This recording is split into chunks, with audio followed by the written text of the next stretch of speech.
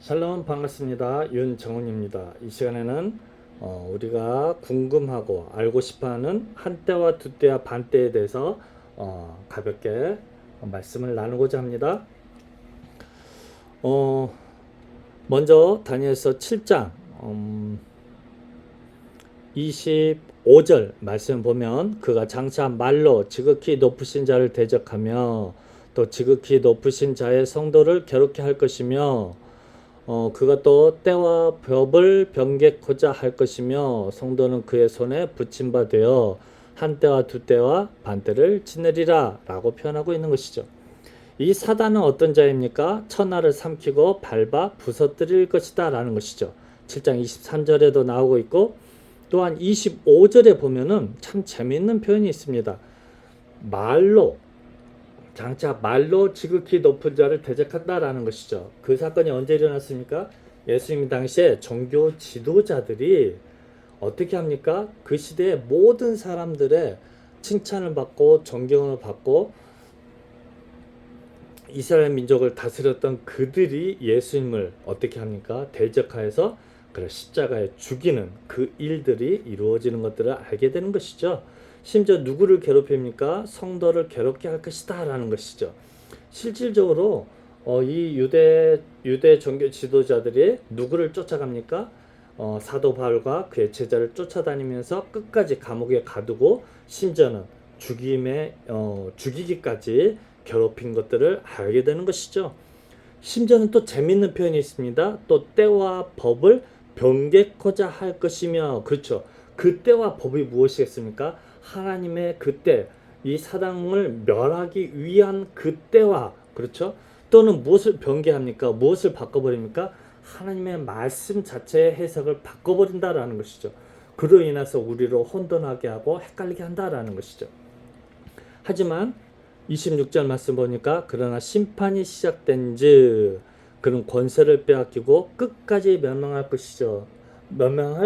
그렇죠. 이게 결국은 요한계시록의 내용이 되게 된다라는 것이죠.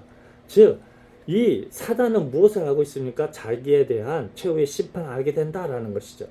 그런데 이제 이것에 대한 이 한때, 두때, 반때에 대한 해석이 어디에 더 정확하게 되어 있냐면 요한계시록 12장 14절에 보면은 그 여자가 큰 독수리의 두 날개를 받아 광야 자기 것으로 날아가 거기서 그 뱀의 낯을 피하여 한때와 두때와 반때를 양육받음에 라고 하는 것이죠.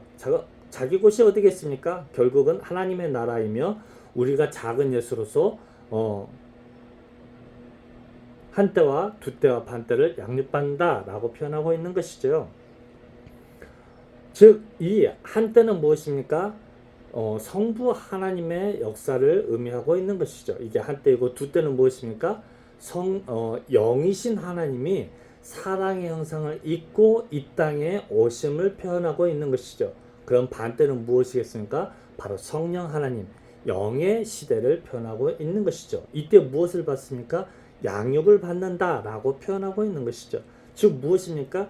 우리가 하나님의 말씀으로 양육을 받는다라고도 표현할 수 있는 것이죠. 즉 우리가 작은 예수가 되어서 하나님으로 말미암아 우리를 훈련시키고 양육하여서 우리의 싸움은 무슨 싸움입니까? 육의 싸움이 아니라 공중 권세 잡은 악한 영들과의 싸움이 시작된다라는 것이죠. 이렇게 우리가 잘 양육을 받음으로 인하여서 이제 어떻게 되겠습니까? 이제 요한계시록 12장 17절 말씀에 보니까 정확하게 표현하고 있습니다.